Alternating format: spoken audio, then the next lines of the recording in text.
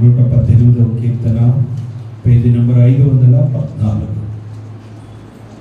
మొదటి నుండి 9 వచనాలు మనం మార్చి చదువుకుందాం. యెహోవా దయాళుడు, ఆయన కృప నిరంతరము నిలుచును. ఆయనకు కృతజ్ఞతాస్తుతులు చెల్లించు.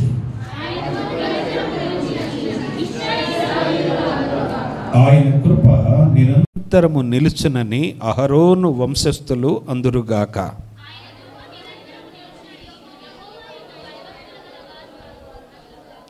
ఇరుకు నందుండి నేను యెహోవాకు మొరపెట్టి తిని, విశాల స్థలమందు యెహోవా నాకు ఉత్తరమిచ్చెను.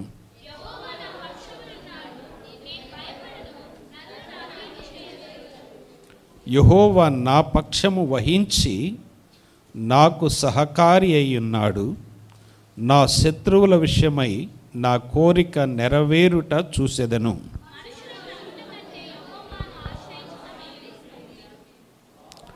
తొమ్మిదవ వచనం అందరం కలిసి చదువుకుందాం. రాజులను నమ్ముకొనుట కంటే యెహోవాను ఆశ్రయించుట మేలు. ప్రార్థన చేసుకుందాం. అందరు కూడా తలలు వంచండి.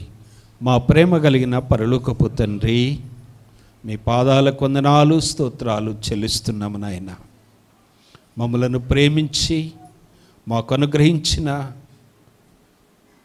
మీ పాద సన్నిధిని బట్టి మిమ్మల్ని స్తుతిస్తూ ఉన్నాం.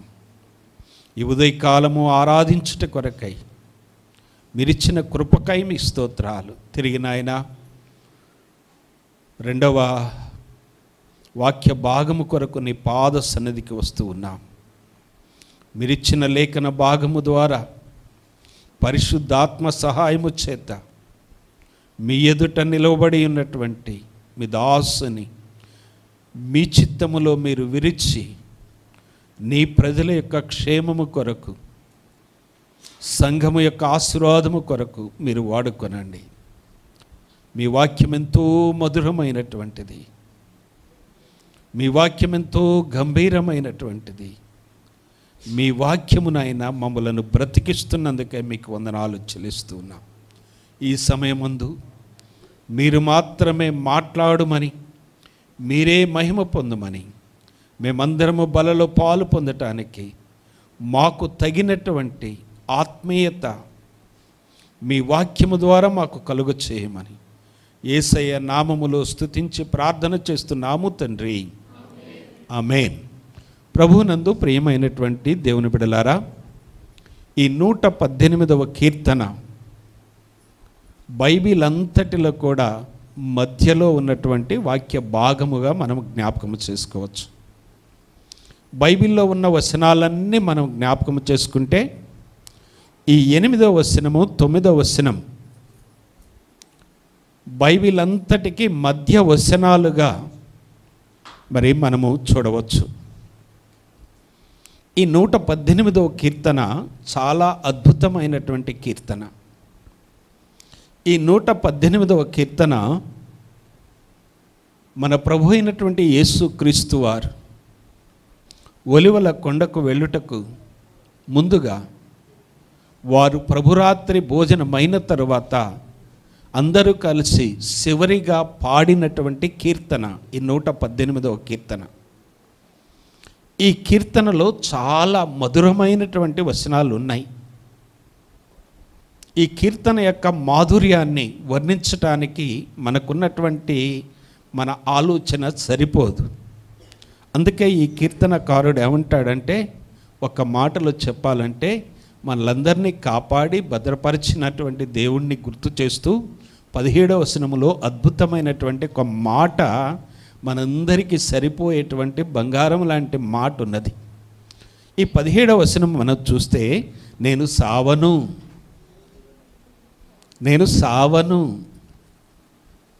బాగా జ్ఞాపకం చేసుకోనండి. నేను సావను, సజీవుడనై యెహోవా క్రియలు వివరించెదను అని జ్ఞాపకం చేస్తుంటున్నాడు. ఆ కిందకు వచ్చిన తర్వాత, యెహోవా నన్ను కఠినముగా శిక్షించెను కానీ ఆయన నన్ను మరణమునకు అప్పగించలేదు. హల్లెలూయా.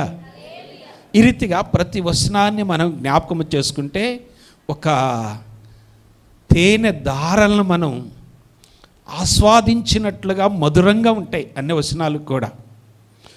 అందుకనే ఈ కీర్తనలో ఉన్నటువంటిది కొన్ని వచనాలు 23వ వచనము చూడండి. అది యెహోవా వలన కలిగినది, అది మన కన్నులకు ఆశ్చర్యం. 24వ వచనంలో కూడా చూడండి, ఇది యెహోవా ఏర్పాటు చేసినటువంటి దినం, దీని యందు మనము ఉత్సహించి సంతోషించుదాము. ఈ ప్రభువు దినం ప్రభు మనకు ఏర్పాటు చేసినటువంటి అద్భుతమైన ఆశీర్వాదకరమైనటువంటి దినం ఇది. అందుకని అంటున్నాడు చూడండి, ఇది యెహోవా ఏర్పాటు చేశాడు. కలువరి శిలువలో నీ కొరకు నా కొరకు మరణించి, ఇది ప్రభువు దినముగా, పునరుద్ధాన దినముగా, జయశీలుడిగా లేచినటువంటి దినముగా ఈ ప్రభువు దినం ప్రభు మనకిచ్చాడు. కాబట్టి ఈరోజు మనం ఏం చేయాలంటే చెప్పండి, దీని యందు అనగా ఈ ప్రభువు దినమందు ప్రభువు మనకిచ్చినటువంటి మందిరములో, ప్రభువు సన్నిధిలో మనం ఏం చేయాలంటే అండి, ఉత్సహించి సంతోషించి, ఇంకా ఏమంటున్నాడు చూడండి అక్కడ, దీని యందు మనము ఉత్సహించి సంతోషించేదాం. అందుకని 84 కీర్తనలో ఏమంటాడంటే, నీ మందిరములో ఒక దినము గడుపుట 1000 దినాల కంటే శ్రేష్టం. ఎంత అద్భుతమైన మాటలు. కానీ మనకి టైం దాటిపోయిందంటే గడియారాలకు వెళ్ళి వెనక్కి తిరిగి చూడాల్సి వస్తుంది, లేదా జేబులో ఉన్న సెల్లు తీసి చూడాల్సి వస్తుంది, చేతికున్న గడియారం చూడాల్సి వస్తుంది. కానీ ఇది ప్రభువు ఇచ్చిన దినం, ఇది ప్రభువు ఏర్పాటు చేసిన దినం, ఇది ప్రభువు దినం. ప్రకటన గ్రంథకర్త అంటాడు, ఆయన పద్మాసు దీవిలో ఉన్నప్పుడు, నా వెనుక వినబడిన స్వరమేమిటో నేను తిరిగి చూడగా అంటాడు ప్రభు దినమందు. కనుక ప్రభువునందు ప్రియమైనటువంటి సంగమా, పరిశుద్ధాత్మ దేవుడు ఈ దినం, ఈ రోజు మనకిచ్చాడు కాబట్టి గడిచిన 9 నెలలు కాపాడి 10వ నెలలోని మొదటి ప్రభు దినం ఇచ్చాడు గనుక, ఈ దినము యెహోవా ఏర్పాటు చేసిన దినము గనుక దీనిలో మనము ఉత్సహించి సంతోషిస్తాము. కనుక పరిశుద్ధాత్మ దేవుడు మనందరితో మాట్లాడేటువంటి ఒక అద్భుతమైనటువంటి ఆత్మీయ పాఠాన్ని మనం నేర్చుకోబోతున్నాం. ప్రభు నాతో మాట్లాడినటువంటి ప్రత్యేకమైనటువంటి ఉద్దేశం, నాకు ఇచ్చిన తలంపులు మీతో పంచుకోవాలని ఆశపడుతున్నాం. ఈ దినాల్లో మనుష్యులు ఏ రీతిగా ఉన్నారంటే లోకముపై ఆశపడుతూ ఉన్నారు, లోకముపై ఎదురు చూస్తూ ఉన్నారు, లోకము కొరకు అర్రులు చాస్తూ ఉన్నారు, లోకాన్ని వెంబడిస్తూ ఉన్నారు. అదేంటంటే ట్రెండ్ అంటున్నారు, అదేంటంటే ఫాలోయింగ్ అంటున్నారు, అదేంటంటే ఈ జనరేషన్ ఎట్లుంది అంటున్నారు. ఇదంతా కంప్యూటర్ కాలం అంటూ ఉన్నారు. తప్పించుకోవడానికి రకరకాల పేర్లు పెడతా ఉన్నారు. మనము ఈ ట్రెండ్ను ఫాలో అయితే ఈ కంప్యూటర్ కాలంలో ఉంటే, కానీ ప్రభువు మనకిచ్చేటువంటి ఒక గొప్ప వాగ్దానాలను మనం వెంబడించాలి, కానీ ఈ లోకాన్ని మనం వెంబడించకూడదు. లోకము దాని ఆశలు గతించిపోతాయి. గుర్తుంచుకోండి, ఈ స్టైల్ ఉండదు, ఈ ట్రెండ్ ఉండదు. నేను ఖమ్మం వచ్చిన కొత్తలో ఒక్కొక్కళ్ళకి చుట్టూ ఇప్పి కటింగ్ ఉండేది. మేము సెట్టింగ్ చేయడానికి వచ్చిన వాళ్ళకల్లా hippie cutting style, Amitabh Bachchan style ఆ రోజుల్లో ఉండేది. మా చేతులను వచ్చేది బ్రష్లు తిప్పలేక, అంతా ఆ స్టైల్ ఉండేది. ఇప్పుడు ఏమవుతుందంటే పైన పిట్టగూళ్ళు ఉన్నాయి, చుట్టూ గుండు కొడుతున్నారు. స్టైల్ మారిపోయింది. లేక మా కాలంలో ఏమన్నదంటే ఎవరికి చూసినా బెల్ 28, 32 ఉండేది. కాళ్ళ కాడ బెల్, ప్యాంటు 22. ఇప్పుడంతా ఏమైపోయింది, గట్టిగా గుంజితే కానీ బయటికి రావట్లేదు, మడెం పట్టుకుంటాను. అంతా నేరో అయిపోయింది, మైండ్ నేరో అయిపోయింది, స్టైలు నేరో అయిపోయింది, అన్నీ నేరో అయిపోయింది. ఆలోచనలు కూడా నేరం అయిపోయింది.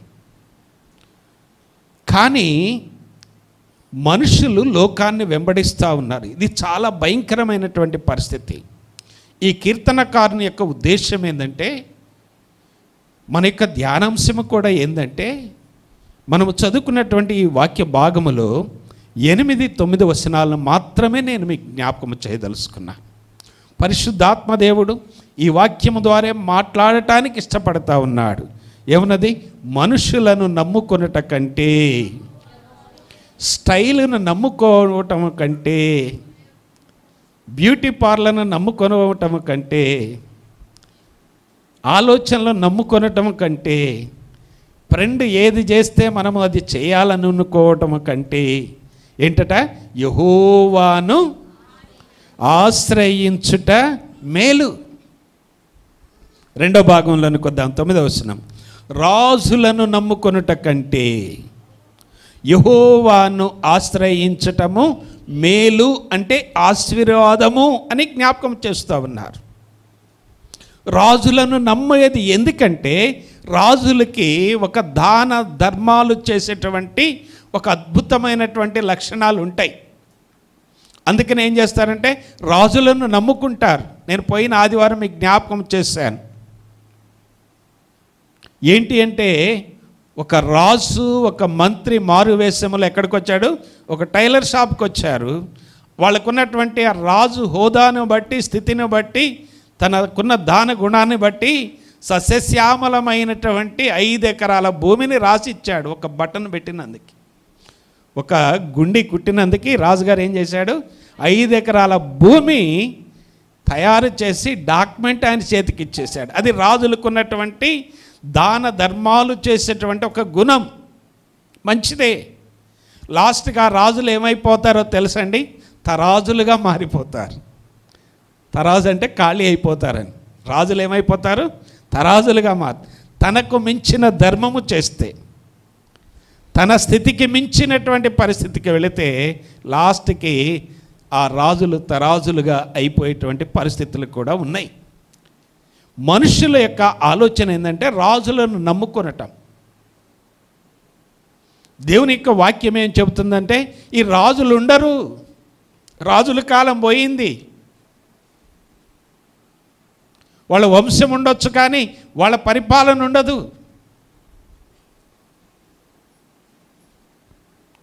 పోయిన వారంలో మా అల్లుడు గారు కుటుంబంతోని మా పాప వాళ్ళు మైసూర్ రాజులు ప్యాలెస్కి వెళ్ళారు. కానీ రాజులు లేరు. వాళ్ళ వారసులు ఉన్నాడేమో, అది వాడు ఎప్పుడో వస్తాడో తెలియదు. వాడు యుఎస్ఏలో ఉండొచ్చు, యూకేలో ఉండొచ్చు, ప్యారిస్లో ఉండొచ్చు, ఎక్కడైనా ఉండొచ్చు. ఏదో ప్రజల కొరకు ఆ దసరా రోజు మైసూరుకు వచ్చి ఒక రోజు అగపడి నాదే ఈ ప్యాలెస్ అంటాడు, కానీ అనుభవించేది ఏమీ లేదు. మన జీవితంలో రాజులు నమ్ముకోవటం కంటే ఏం చేయాలంటే చూడండి, ఆ కింద ఏమన్నదో, యెహోవాను ఆశ్రయించటం మేలు. హల్లెలూయా చెప్పండి ఒకసారి. హల్లెలూయా. ఎవరిని ఆశ్రయిద్దాం? యెహోవాను ఆశ్రయిద్దాం. రాజుల్ని ఆశ్రయించినటువంటి వాళ్ళు ఏమైపోయారు? యూదా రాజుల చరిత్రలో నుండి నేను ఒక 3 రాజులను మీ ముందుకు తీసుకొని వస్తాను. 2వ దినవృత్తాంతాల గ్రంథములోనికి వెళదాం. 16వ అధ్యాయం. 2వ దినవృత్తాంతాల గ్రంథము 16వ అధ్యాయం. ఇక్కడ ఆస అనేటువంటి ఒక రాజు ఉన్నాడు. బాగా గమనించాడు. ఈ రాజు ఎలాంటి వాడంటే చాలా మంచివాడు, అద్భుతమైనటువంటి రాజు. 14వ అధ్యాయం ప్రారంభంలో చూస్తే, అబియా తన పితరులతో కూడా నిద్రింపగా జనులు అతనిని దావీదు పట్టణమందు పాతిపెట్టిరి. అతనికి బదులుగా అతని కుమారుడైనటువంటి ఆసా రాజు అయ్యను.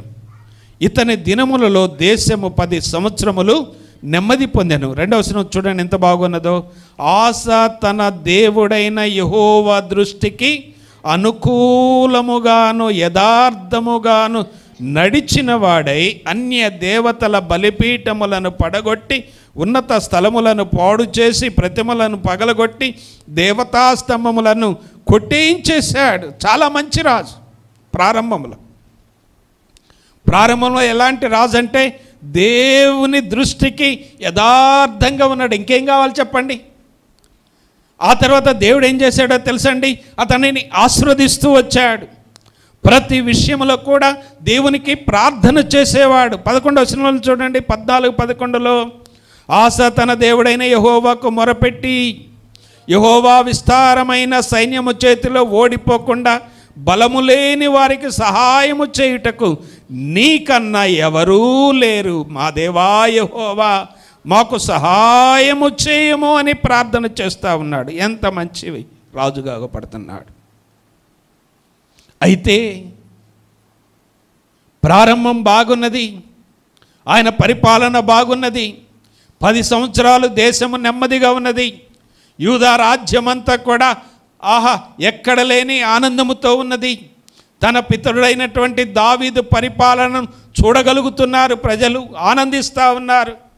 ఈ రీతిగా ఉన్నటువంటి ఈ రాజు ఉన్నట్టుండి ఏం చేశాడంటే, తనకు దేవుడు అన్నీ కలగచేసిన తర్వాత, తనని ఆశీర్వదించిన తర్వాత, తనని వర్ధిల్ల చేసిన తర్వాత ఈ ఆస భయంకరమైనటువంటి లోకములోని వేరే రాజులను ఆశ్రయిస్తూ వచ్చాడు. చూడండి 16వ అధ్యాయం ప్రారంభంలో చూడండి.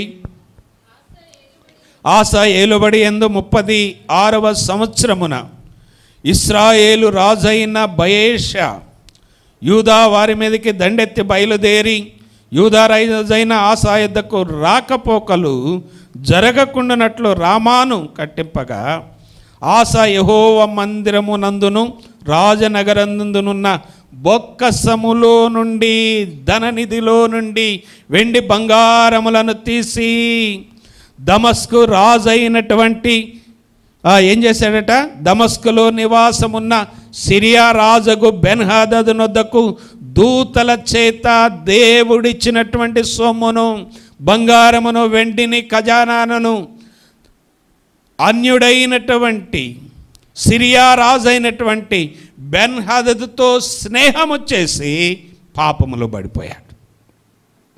దేవుడు మొదటగా ఆశీర్వదించినప్పుడు దేవతా విగ్రహాలను పడగొట్టాడు. దేవుని దృష్టికి ఎలా ఉన్నాడు? యథార్థంగా ఉన్నాడు. దేశం ఎలా ఉన్నది? నెమ్మదిగా ఉన్నది. దేవుని సన్నిధిలో ప్రతి విషయానికి ప్రార్థన చేసేవాడు. ఎప్పుడైతే దేవుడు హెచ్చించాడు, ఎప్పుడైతే దేవుడు ఆశీర్వదించాడు, ఎప్పుడైతే దేవుడు నెమ్మదిచ్చాడు, ఎప్పుడైతే దేవుడు సమాధానము కలుగచేస్తూ వచ్చాడో అప్పుడు శత్రువుగా ఉన్నటువంటి తన సహోదరుడైనటువంటి ఇశ్రాయేలు రాజు తన మీదకి యుద్ధానికి వచ్చినప్పుడు ఎప్పటిలాగానే దేవుని సన్నిధికి వెళ్ళి ప్రార్థించవలసినటువంటి యొక్క ఆసా రాజు ఏం చేశాడో తెలుసండి, శత్రువైనటువంటి అన్యుడైనటువంటి సిరియా రాజు దగ్గరికి వెళ్ళాడు. సిరియా రాజు దగ్గరకు వెళ్ళి ఏం చేశాడో తెలుసా, నీ సైన్యం కావాలి, నీవు కావాలి, ఇదిగో నేను నీకు దాసుడిగా, స్నేహితుడిగా, బానిసగా ఉంటానని బంగారం, వెండి, ధనము, ధాన్యాలు అన్నీ ఇచ్చి పంపించాడు అన్యుడి దగ్గరికి. ప్రార్థించవలసిన రాజు ప్రార్థించలే. ఆస ప్రభు పాదాలు పట్టుకునేవాడు ప్రభు పాదాలు పట్టుకోలే. దీర్ఘదర్శి దగ్గరకు రావాల్సిన వాడు దీర్ఘదర్శి దగ్గరకు రాలే. ప్రవక్తను వెంబడించవలసిన వాడు ప్రవక్తను వెంబడించలే. ప్రభువుని నిర్లక్ష్యము చేశాడు, దేవుని నిర్లక్ష్యము చేశాడు, అన్యుల దగ్గరకు వెళ్ళాడు. ఏం జరుగుతుందంటే చూద్దాం. 7వ వచనంలోనికి రండి. 16:7. ఆ కాలమందు దీర్ఘదర్శి అయిన హనాని యూదా రాజైన ఆసా యొద్దకు వచ్చి అతనితో ఎలాగూ ప్రకటించెను, నీవు నీ దేవుడైన యెహోవాను నమ్ముకొనక సిరియా రాజును నమ్ముకుంటివి. సిరియా రాజు యొక్క సైన్యము నీ వశము నుండి తప్పించు కొనిపోయెను. బహు విస్తారమైన రథములను, గుర్రపు రౌతులను, కూషీలను, లూబీలను గొప్ప దండై వచ్చిరి గదా. అయినను నీవు యెహోవాను నమ్ముకొని నందున ఆయన వారిని నీకు ఎన్నోసార్లు అప్పగించాడు కదా. 9వ వచనం మనందరికీ తెలిసిన వాక్య భాగం చూద్దాం. తన ఎడల, అందరు చదవండి వాక్య భాగం, అందరూ నోరు తెరిచి పెద్దగా. 9వ వచనం, తన ఎడల యథార్థ హృదయము గల వారిని బలపరుచుటకై యెహోవా కనుదృష్టి లోకమంతా సంచారము చేయుచున్నది. ఓ ఆశారాజా, గుర్తుపెట్టుకో,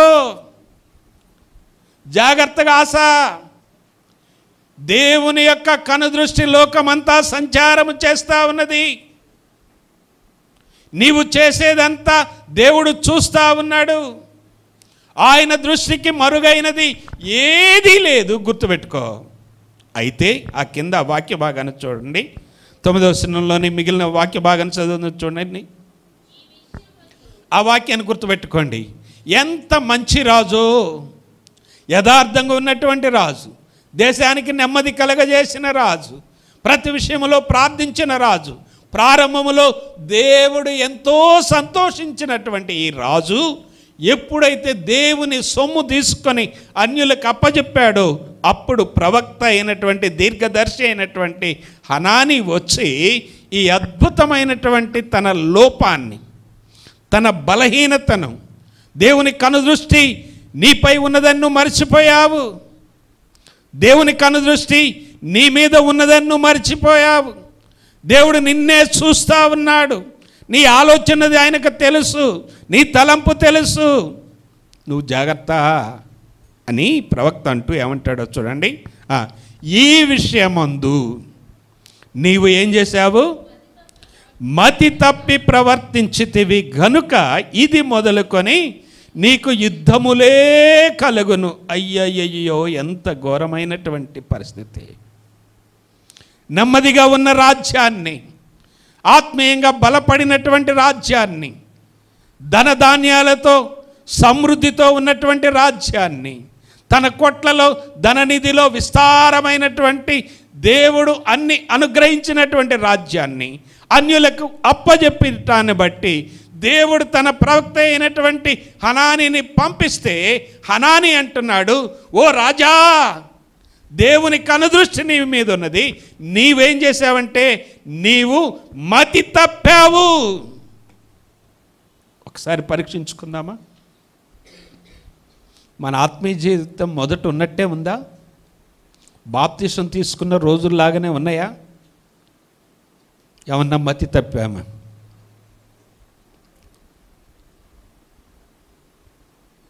దేవుని యొక్క వాక్యం ఏం జ్ఞాపకం చేస్తుందంటే, నీవు ఈ విషయం ముందు ఏం చేశాడట? మతి తప్పాడు. మతి తప్పిన పనులు ఒకసారి పరీక్షించుకుందాం. ప్రభువా, ఈ యొక్క ఆశ రాజులాగానే నేను మొదట ఎలా ఉన్నాను?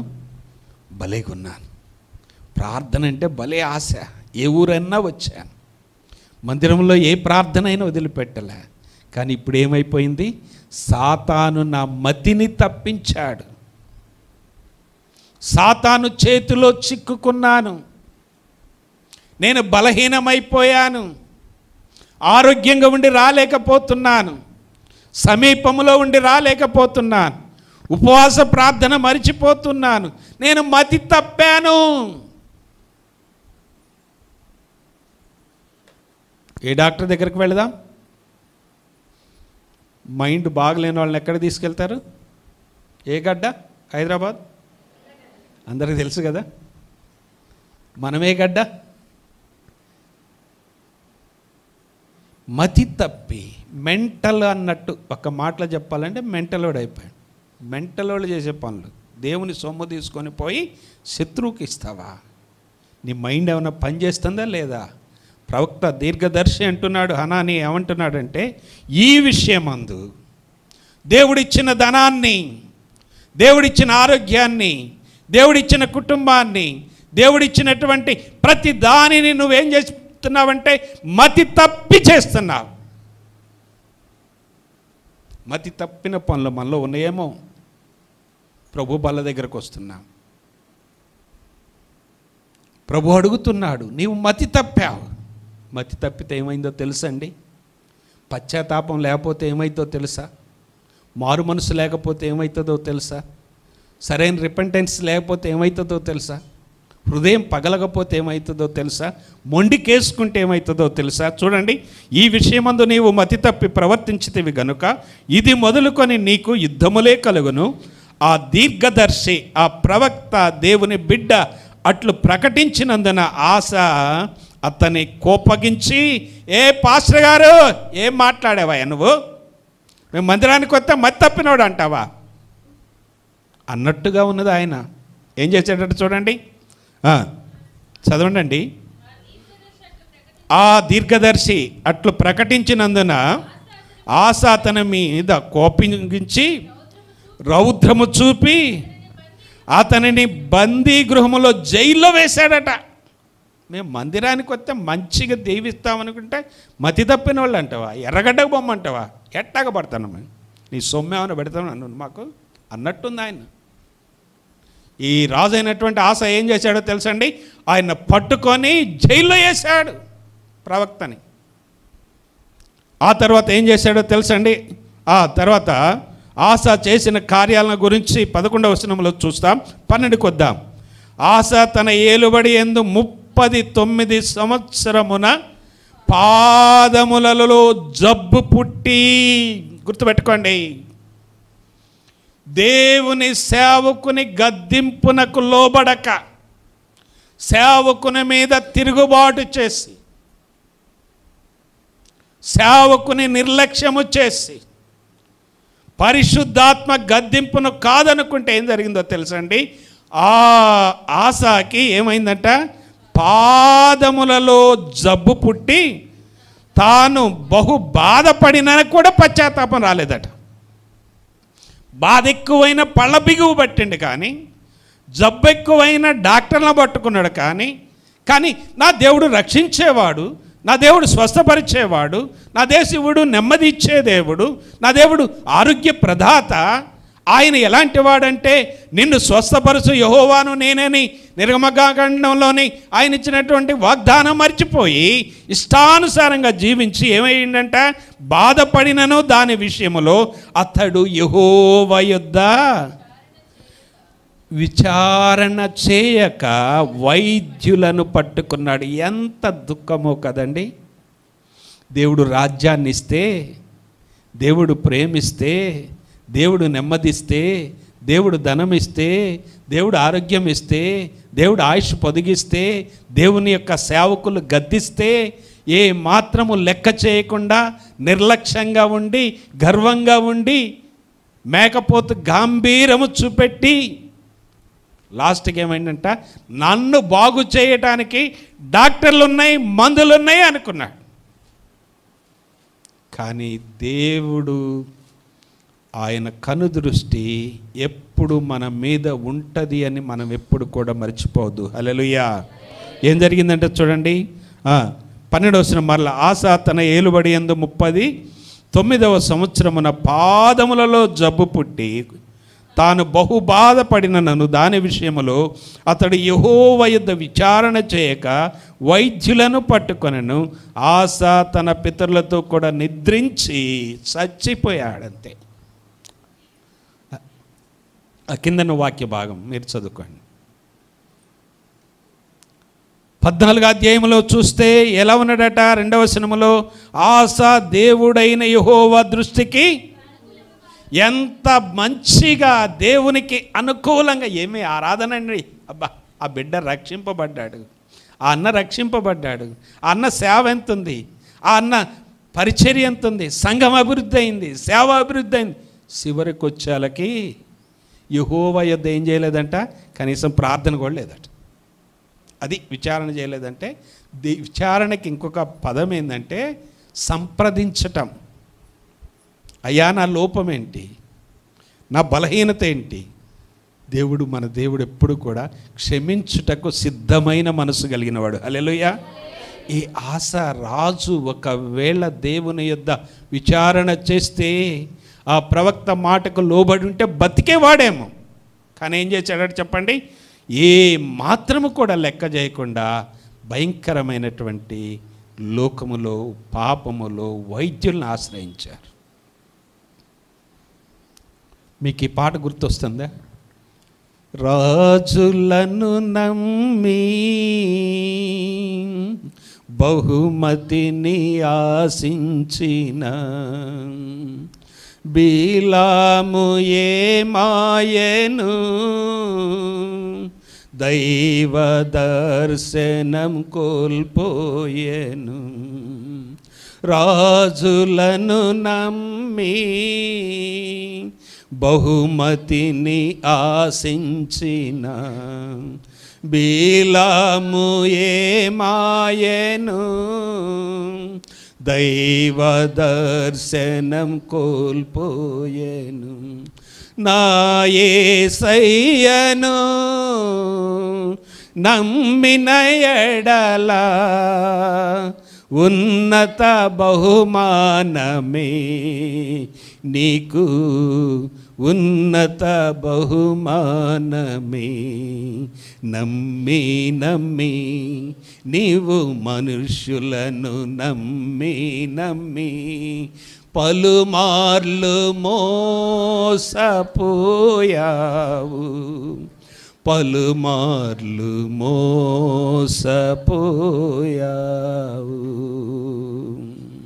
సిరియా రాజు అయినటువంటి బెన్హదదును నమ్మి పాదాలలో జబ్బు తెచ్చుకొని దేవుని ఆశ్రయించక దేవుని సేవకు నిర్లక్ష్యం చేసి భయంకరమైనటువంటి పాదాల జబ్బుతో, నయము కాని జబ్బుతో మరణించినటువంటి స్థితి.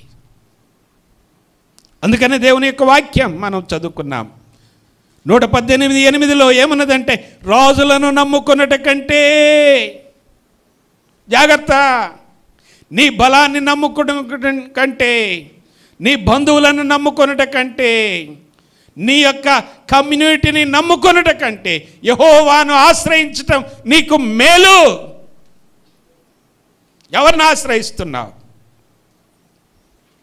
ప్రభునందు ప్రియమైనటువంటి దేవుని బిడ్డ, మా కమ్యూనిటీ ఆశ్రయిస్తున్నావా?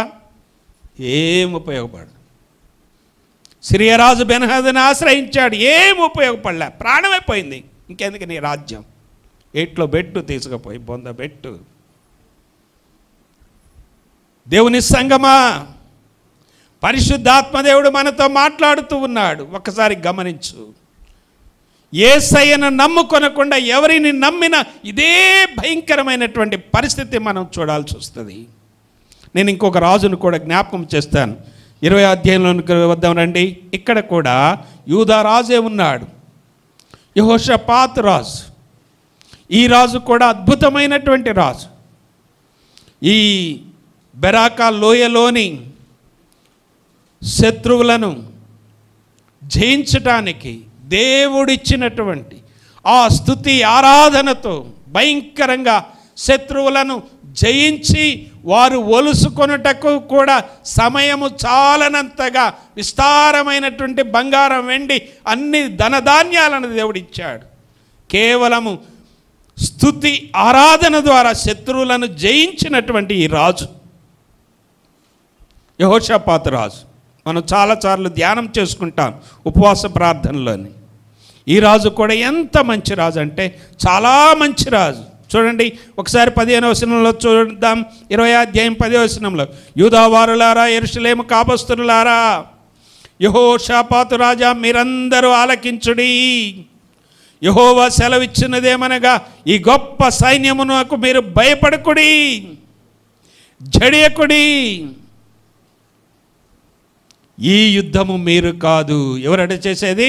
యెహోవాయే జరిగిస్తాడు, దేవుడే జరిగిస్తాడు. హల్లెలూయా. ఇంత మంచి రాజు యెహోషాపాతు రాజు. మనము చూస్తే ఆయన తన యొక్క హృదయాన్ని విప్పినటువంటి వాడు, తన మనసును విప్పినటువంటి వాడు, పుస్తకము పరిచినట్టు తన జీవితాన్ని పరిచినటువంటి రాజు. ఇంత మంచి రాజుకి ఏం జరిగిందో తెలుసా? రాజులను నమ్ముకోవటం కంటే ఎవరిని ఆశ్రయించాలి? యెహోవాను ఆశ్రయించాలి. అలాంటి వాడు ఏం చేశాడో చూడండి. 18వ అధ్యాయం మొదటి భాగంలోనికి వద్దాం. 2వ రాజుల గ్రంథం, 2వ దినవృత్తాంతాల గ్రంథం 18:1. అబ్బబ్బబ్బా, ఈ యెహోషాపాతుకట ఏమేమి వచ్చినాయి? ఐశ్వర్యము, ఘనత. ఎట్లా వచ్చిందంట? అధికముగా కలిగిన తర్వాత. అబ్బా, కొంచెం ఆస్తి ఎక్కువైతే ఒక బండికి బదులు 2 బండ్లు వస్తాయి, సైకిల్ బదులు మోటార్ సైకిల్ వస్తే, 100 రూపాయలు లేని పరిస్థితుల నుంచి జేబులో ఇప్పుడు 5,000 ఉంటే ఎలా ఉంటుందంటే చూడండి, తనకు ఐశ్వర్యమును ఘనతయు అధికముగా కలిగిన తర్వాత యెహోషాపాతు ఇశ్రాయేలు రాజు అయినటువంటి అహబుతో సంబంధానికి పోయాడు. పడిపోతున్నాడు. అహబు రాజు ఈయన. ఈ అహాబు రాజు భయంకరమైనటువంటి రాజు. తన భార్య యెజబెలు భయంకరమైనటువంటి విగ్రహారాధన, భయంకరమైన లోకం. దేవుని వాక్యం పదే పదే జ్ఞాపకం చేస్తుంది, అన్యులతో విజ్జోడుగా ఉండకుడి, క్రీస్తుకు బెలియాలతో ఏమి పొత్తు, నువ్వు ఎక్కడికి వెళుతున్నావు, ఎక్కడ సావాసం చేస్తున్నావు, యెహోవా కనుదృష్టి మన మీద ఉన్నదనేది మరిచిపోయి ఇష్టానుసారంగా జీవిస్తే ఏం జరుగుద్దో తెలుసండి. దేవుణ్ణి ఆశ్రయించవలసినటువంటి వాడు, దేవుణ్ణి ఆరాధించినటువంటి వాడు స్తుతించి ఆరాధించి పాటలు పాడితే వారి శత్రువులు ఒకరినొకరు చంపుకున్నటువంటి వారు. ఇంత గొప్ప రాజు ఏమైపోయాడో తెలుసండి, అహబు రాజుతో ఇయ్యమందుకొని పతనానికి వెళ్ళాడు. ఏం జరిగిందో చూద్దాం చూడండి. ఆ తర్వాత ఈ రాజు చేయవలసినటువంటి పనిని గురించి 14వ వచనములో, 20వ అధ్యాయం 14వ వచనములో దేవుని యొక్క సేవకుడు హనాని చూద్దాం చూడండి. అప్పుడు మతిన్యాకు పుట్టిన యెహీయేలు కుమారుడైన బెనాయాకు జననమైన జకరియా కుమారుడును ఆసాపు సంతతి వాడునగు లేవీయుడునగు యహజీయేలు సమాజములో ఉండెను. యెహోవా ఆత్మ అతని మీదికి రాగా అతడిలాగు ప్రకటించెను. యహజీయేలు చెబుతా ఉన్నాడు, అద్భుతమైనటువంటి మాటలు చెబుతూ ఉన్నాడు. ఆ తర్వాత యుద్ధాన్ని గురించి మాట్లాడుతూ వచ్చాడు. కానీ దేవుడు ఇక్కడ ఒక అద్భుతమైనటువంటి విషయాన్ని మీకు జ్ఞాపకం చేయాలనుకుంటున్నాడు. చూద్దాం చూడండి, ముందుకు వెళదాం. 18వ వచనములో, అప్పుడు యెహోషాపాతు సాష్టాంగ నమస్కారము చేసెను. యూదా వారును యెరూషలేము కాపరస్తులను యెహోవా సన్నిధిని సాగిలపడి నమస్కరించిరి. కహతీల సంతతి వారును కోరహీయుల సంతతి వారును లేవీయులు నిలవబడి గొప్ప శబ్దముతో ఇశ్రాయేలీయులైన దేవుడైన యెహోవాను స్తుతించిరి. అంతటి వారు ఉదయమునే లేచి తెకోవారణ్యమునకు పోయి, వారు పోవచుండగా యెహోషాపాతు నిలబడి, యూదావారులారా యెరూషలేము కాపరస్తులారా నా మాట వినండి. ఈ వాక్యం వినండి. 20వ వచనం చివరి భాగం, యూదావారులారా యెరూషలేము కాపరస్తులారా నా మాట వినండి. ఏంటిదట? మీ దేవుడైన యెహోవాను నమ్ముకొనడి. ఎవరిని నమ్ముకోవాలని చెప్పండి? రాజులను నమ్ముకొనుట కంటే ఎవరిని నమ్ముకోవాలి? యెహోవాను నమ్ముకొనుడి. ఆ తర్వాత అప్పుడు మీరు ఏమవుతారంట? స్థిరపరుస్తుదురు. ఆయన ప్రవక్తలను నమ్ముకొనుడి, అప్పుడు మీరు ఎలా ఉంటారట? కృతార్థులవుదురు. అద్భుతమైనటువంటి దీవెనది. నెంబర్ 1 జీవితంలో సంగమా గుర్తుపెట్టుకోండి, యెహోవాను నమ్ముకొనండి. గుర్తుపెట్టుకోండి బాగా. రెండవది ఎవరిని నమ్మాలట? మీ దేవుడైన యెహోవాను నమ్ముకొనుడి, ఆయన యొక్క సేవకులను ప్రవక్తలను బోధించే వారిని నమ్ముకొనండి. సేవకుని మాట నిర్లక్ష్యము చేస్తే, ప్రవక్త మాట నిర్లక్ష్యము చేస్తే, బోధకుని మాట కాదంటే, లోబడకపోతే బహుభయంకరంగా ఉంటుంది. ఈ రాజు అయినటువంటి యెహోషాపాతుని ఒక్కసారి మనం జ్ఞాపకం చేసుకుంటే, అతడు 32వ వచనంలోనికి వద్దాం చూడండి. అతడు యెహోవా దృష్టికి యథార్థముగా ప్రవర్తించి తన తండ్రి అయిన ఆసా మార్గమందు నడుచుచూ దానిలో నుండి తొలగిపోకుండెను. అయితే అప్పటికింకను జనులు తమ పితరుల దేవుని వెదుకుట తమ హృదయములను స్థిరపరచుకొనలేదు. అతడు ఉన్నత స్థలములను ఏం చేశాడట? తీసివేశాడు. 34 యెహోషాపాతు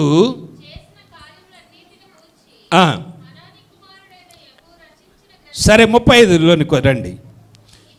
ఇది అయిన తరువాత యూదా రాజైన యెహోషాపాతు, ఆ వాక్యం చూడండి, అందరు చూడండి, బైబిల్ చూడండి, 35వ వచనం. ఇవన్నీ జరిగిన తర్వాత, ఇది అయిన తర్వాత యూదా రాజైనటువంటి యెహోషాపాతు మిక్కిలి ఏం చేశాడట? అందరు చదవండి ఆ మాట. మిక్కిలి దుర్మార్గముగా ప్రవర్తించిన ఇశ్రాయేలు రాజైనటువంటి అహజ్యాతో ఏం చేశాడట? స్నేహము చేస్తూ ఉన్నాడు. ఇది ఎంత భయంకరం! దుర్మార్గుడైనటువంటి ఆహాబు కొడుకు అహజ్యాతో ఏం చేస్తున్నట? సహవాసం చేస్తూ ఉన్నాడు. లోకములో ధనమున్నదని, అన్యులు విందులు బాగుంటాయని, వారు చేసే డిన్నర్లు చాలా బాగుంటాయని, దేవుణ్ణి కాదని, ఒక పూట కూటి కోసం జ్యేష్ఠత్వాన్ని అమ్ముకున్నటువంటి ఏశావుని దైవ గ్రంథం ఏమన్నదంటే, ఓ భ్రష్టుడు, అన్యుల యొక్క భోజనాల కొరకు, అన్యుల యొక్క సహవాసము కొరకు, అన్యుల యొక్క మెప్పు కొరకు దేవునికి దూరం అయిపోకూడదు. అందుకని ఇక్కడ ఏమని రాయబడిందంటే 35వ వచనంలో దుర్మార్గముగా ప్రవర్తించి. మన జీవితంలో దుర్మార్గంగా ఎన్నిసార్లు ప్రవర్తిస్తున్నాం ఒకసారి జ్ఞాపకం చేసుకున్నాను. ఇందాక మనం ఆశారాజుని గురించి చదువుకున్నప్పుడు ఆయన ఎలా ప్రవర్తించిండట? మర్చిపోయారు ఇంతలోకే? ఏం తప్పింది కదా? మతి తప్పింది. GPS ఉంటే పట్టుకొని రావచ్చు, గూగుల్ మ్యాప్ పెడితే కదా, అది పెట్టుకుంటే మ్యాప్ ఎక్కడికైనా పోవచ్చు.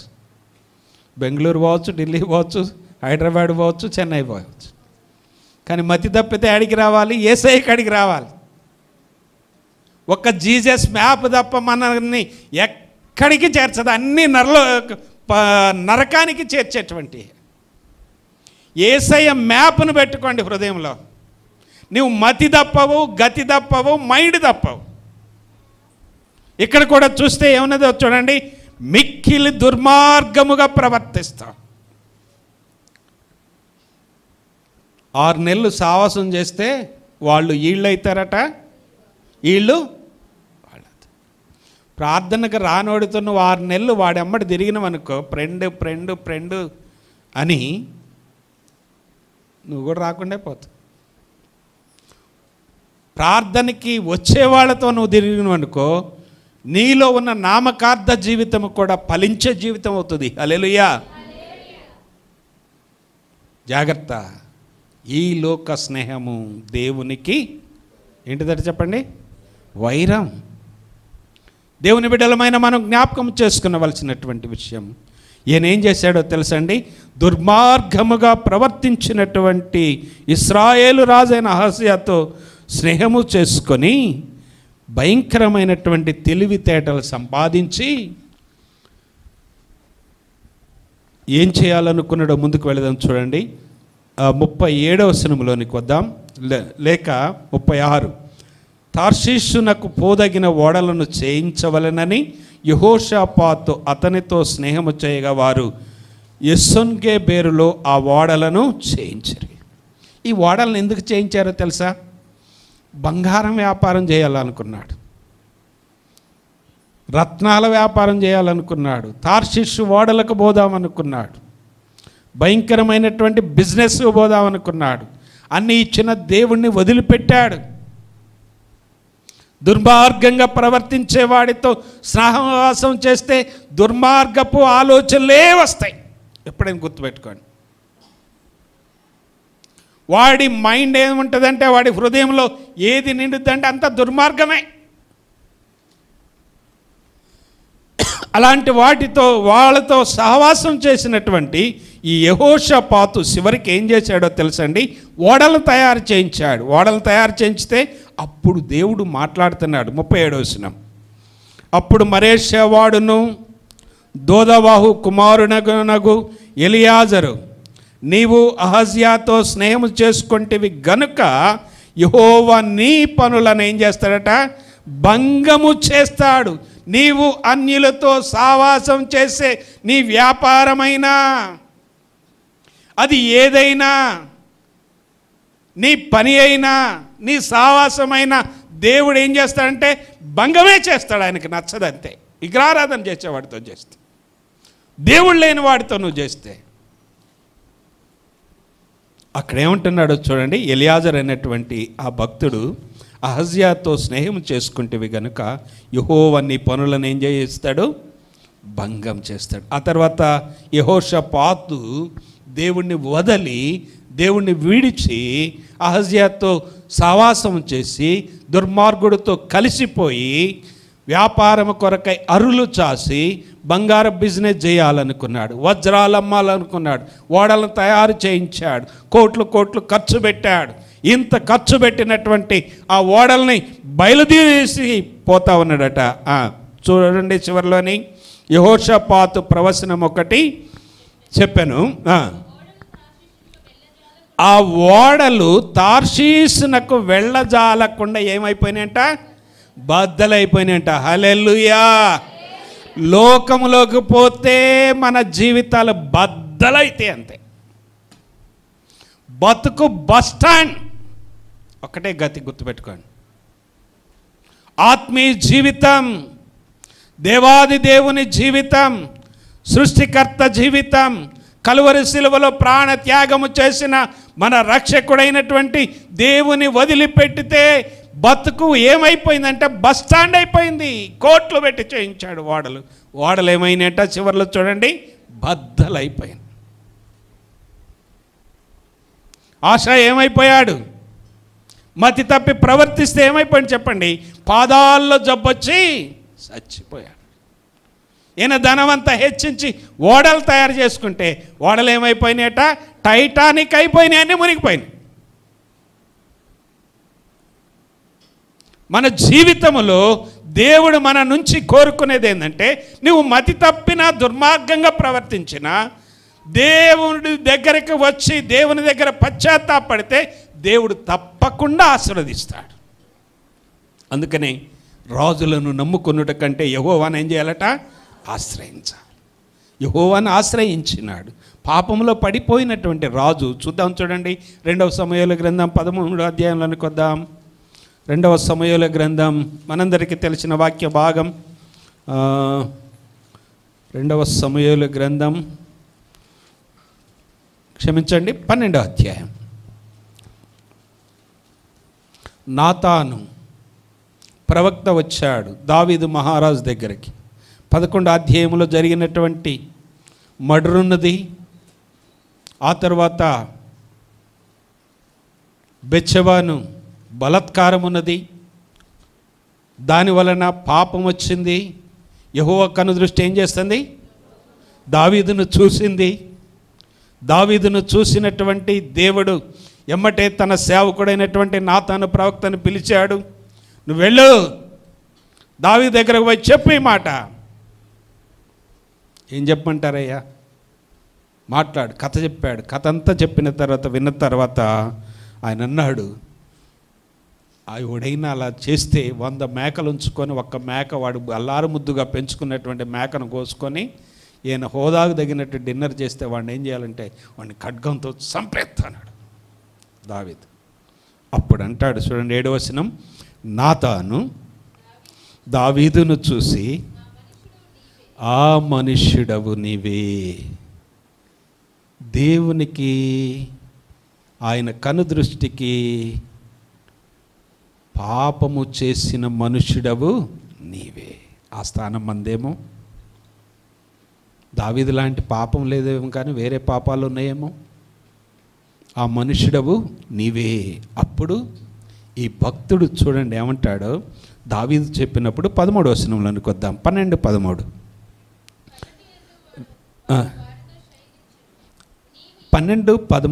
12 అధ్యాయం 13వ వచనం. నేను పాపము చేసి తినని దావీదు నాతానుతో అనగా, ఏం చేశాడు చెప్పండి? పశ్చాత్తాపడ్డాడు.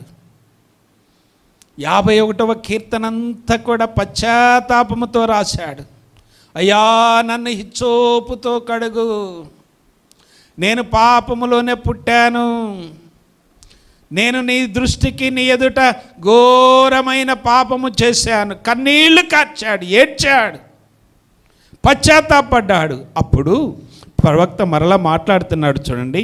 నేను పాపము చేసి తినని దావీదు నాతానుతో అనగా, నాతాను నీవు చావకుండునట్లు యెహోవా నీ పాపమును ఏం చేశాడు? పరిహరించాడు. హల్లెలూయా. మన దేవుడు ఎంత మంచి దేవుడు అంటే, ఎంత ప్రేమ కలిగినటువంటి దేవుడు అంటే, మొదటి వర్తమానంలో మనం విన్నాం కదా, ఎలా పట్టబడ్డదట? పాపము చేస్తుండగా పట్టబడినటువంటి ఆ ప్రభువు యొక్క కృప, పాపం ఎక్కడ విస్తరించినో కృప ఏం చేసిందంట? అపరిమితంగా విస్తరించింది, కప్పబడి. దేవుని బిడ్డలారా, ఇక్కడ దావీదు ఎప్పుడైతే పశ్చాత్తాపడ్డాడో, కన్నీరు కార్చాడో, పాపాలు ఒప్పుకున్నాడో, దేవుడు ఏం చేశాడట చూడండి. నీవు సావకుండినట్లు యెహోవా నీ పాపమును పరిహరించను. హల్లెలూయా. దేవుడు ఎంత మంచి దేవుడో చూడండి. దావీదు ఇంకొకసారి కూడా పాపం చేశాడు. 24వ అధ్యాయంలోనికి వద్దాం చూడండి. దావీదుని దేవుడు ఏ రీతిగా క్షమిస్తూ వచ్చాడు. ఆస ఆ రీతిగా పశ్చాత్తాపడలేదు, యెహోషాపాతు ఆ రీతిగా పశ్చాత్తాపడలేదు, రాజుల్నే ఆశ్రయించారు. కానీ దావీదు మహారాజు ఏం చేస్తున్నాడో తెలుసండి? పశ్చాత్తాపడుతున్నాడు. ఒకసారి 10వ వచనం 24:10. జనసంఖ్య చూసినందుకై దావీదు మనసు కొట్టుకొనగా అతడు, నేను చేసిన పని వలన గొప్ప పాపము కట్టుకొంటిని, నేను ఎంతో అవివేకినై దాన్ని చేసి తిని, యెహోవా కరుణించని దాసుడనైన నా దోషమును పరిహరింపమని యెహోవాతో మనవి చేస్తా ఉన్నాడు. ఇది దేవుని యొక్క బిడ్డలకి, సంఘానికి, విశ్వాసకి, బలలో పాలు పొందేవారికి, అయ్యా నా పాపం పరిహరించు, నా దోషాన్ని కడుగు, నేను అవివేకిగా ప్రవర్తించాను. బలాన్ని చూసుకో. ఈయన ఇక్కడ చేసినటువంటి పాపం ఏంటంటే, దావీదు బలం చూసుకోవాలనుకున్నాడు. ఒక్కసారి ఏం చూసుకోవాలన్నాడంటే, మన భాషలో చెప్పాలంటే కండలు చూసుకోవాలనుకున్నాడు. తన బలాన్ని చూసుకొని సైన్యాన్ని లెక్కించమన్నాడు. పాపం సైన్యాధిపతి యోవాబు, వద్దు రాజా, అది మనకు పద్ధతి కాదు, మన బలం, మన ధైర్యం, మన విశ్వాసం, మన విజయం మన ప్రభు అయిన యెహోవాది అంటే, లేదులేప నీకేం తెలుసురా అన్నట్టుగా యోవాబుని గద్దించినప్పుడు, యోవాబు సైన్యాన్ని లెక్క చూసినప్పుడు, అప్పుడు ప్రవక్త వచ్చి, ఘాతు ప్రవక్త వచ్చి అక్కడ ఆయనకి మాట్లాడినట్లుగా మనం చూస్తూ ఉన్నాం. చూడండి 11వ వచనం. ఉదయమున దావీదు లేచినప్పుడు దావీదునకు దీర్ఘదర్శియగు గాదునకు యెహోవాకు ప్రత్యక్షమై ఇలాగు సెలవిస్తా ఉన్నది. దేవుని బిడ్డలమైన మనం ఈ దినము రాజులను నమ్ముకుంటే, మనుషులను నమ్ముకుంటే, బలాన్ని నమ్ముకుంటే, కులాన్ని నమ్ముకుంటే, ఆస్తిని నమ్ముకుంటే, నీకున్న ఆరోగ్యాన్ని నమ్ముకుంటే ఏమీ ఉండదు. గుర్తుపెట్టుకో. ఎవరిని నమ్ముకోవాలి? యెహోవానే నమ్ముకోవాలి. ఎవరిని ఆశ్రయించాలి? యెహోవానే ఆశ్రయించాలి. దావీదు ఆశ్రయించాడు, పశ్చాత్తాపడ్డాడు. దేవుని బిడ్డలమైన మనం ఆశారాజులాగా కాకుండా, యెహోషాపాతు రాజులాగా కాకుండా, ఏ రాజులాగా ఉందాం? దావీదు మహారాజులాగా ఏం చేద్దాం చెప్పండి? పశ్చాత్తాపడాలి. పశ్చాత్తాపడితే దేవుని యొక్క ఆశీర్వాదం భలే అద్భుతంగా ఉంటుంది. ఇప్పుడు మరలా దినవృత్తాంతాల గ్రంథం 20వ అధ్యాయంలోనికి వద్దాం చూడండి. చివరి మాట నేను ముగిస్తాను. 20వ వచనం 20 చివరిలో నేను చదువుతున్నాను చూడండి. యెరూషలేము కాపరస్తులారా, యూదావారులారా, నా మాట వినండి. మీ దేవుడైన యెహోవాను నమ్ముకొనుడి, అప్పుడు మీరు స్థిరపరచబడుదురు. ఆయన ప్రవక్తలను నమ్ముకొనండి, అప్పుడు మీరు ఎలా ఉంటారు? కృతార్థులవుతారు. అంటే కృతార్థులు అంటే అర్థం తెలుసా మీకు? సఫలులు అవుతారు. ఇంకో మాట ఏందో తెలుసా? విజయం మీ అవుతుంది. మీరు ఏ పని చేసినా మీకేం కావాలి? సఫలత కావాలి. ఏ పని చేసినా మీకు ఆశీర్వాదం కావాలి. అందుకని ఇక్కడ ఏమంటున్నాడు చూడండి, ఎవరి మాట వింటేనట? దేవుని మాట. మరలా అందరు చెప్పాలి, దేవుని మాట. రెండవది ఎవరి మాట వినాలి? సేవకుల మాట. దేవుని మాట, సేవకుల మాట వింటే మనకేమొస్తుందట? సఫలులు అవుతారు, ఆశీర్వాదం వస్తుంది, దీవెన వస్తుంది. మొదటి కీర్తన 3వ వచనంలో చదవండి, అక్కడ ఇంకా మనకు స్పష్టంగా ఉంటుంది. దావీదు రాస్తా ఉన్నాడు. మొదటి కీర్తన 3వ వచనం,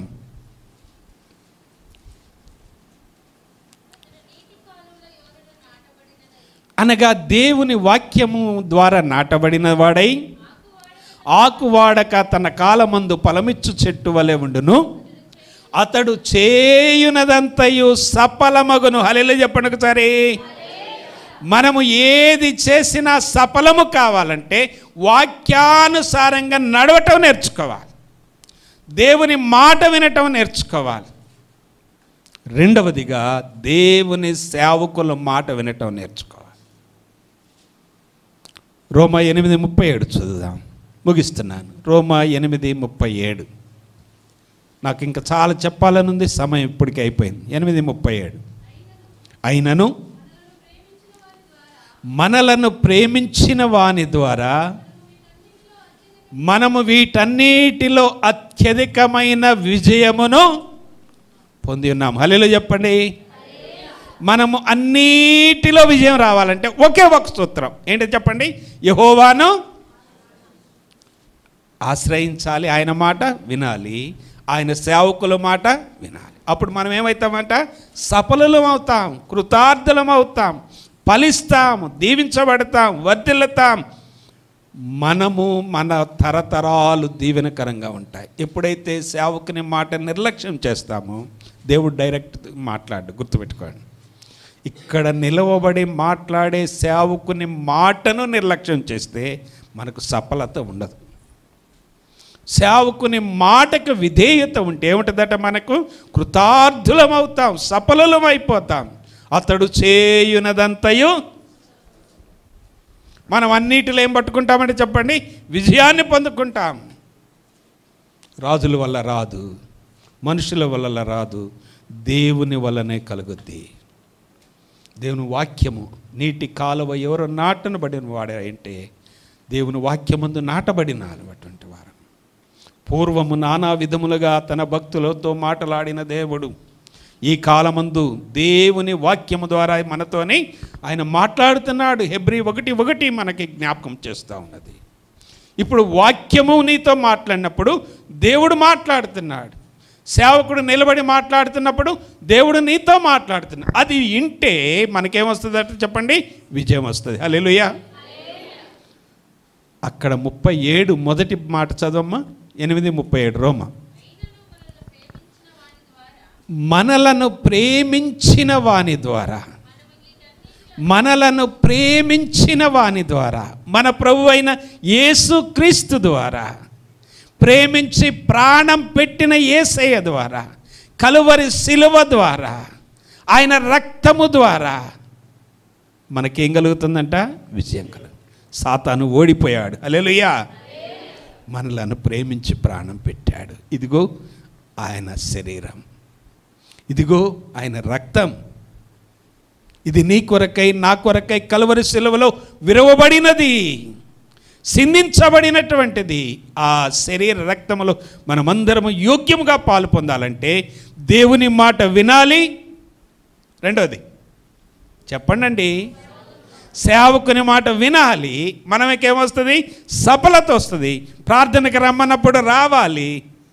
దేవుని పని అంటే వినాలి, దేవుని సేవ అంటే వినాలి, దేవుని పరిచర్య అంటే లోబడాలి. అప్పుడు మనకేం కలుగుదట? సఫలత. అట్టి దీవెన ఆశీర్వాదం మన సంఘానికి మెండుగా కలుగునుగాక. హల్లెలూయా. ఒకసారి చప్పట్లు కొట్టి దేవుని మహిమపరచండి. తలలు వంచండి, ప్రార్థన చేసుకుందాం. ప్రేమగల మా తండ్రి,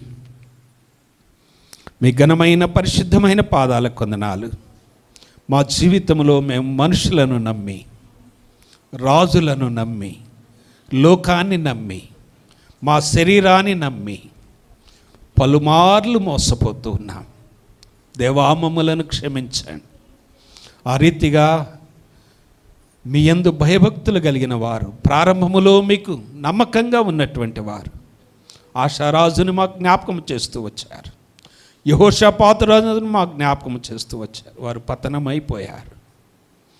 వారి ఓడలు బద్దలైపోయినవి నాయన. వారి పాదాలలో జబ్బొచ్చి మరణించారు. కానీ పశ్చాత్తాపడినటువంటి దావీదు మహారాజుని హృదయానుసారుడుగా మీకు నాయన ఆయన యొక్క వంశములో నుండి వచ్చేటువంటి కృపా భాగ్యం మీరు ఇచ్చారు. ఎంత గొప్ప ధన్యత.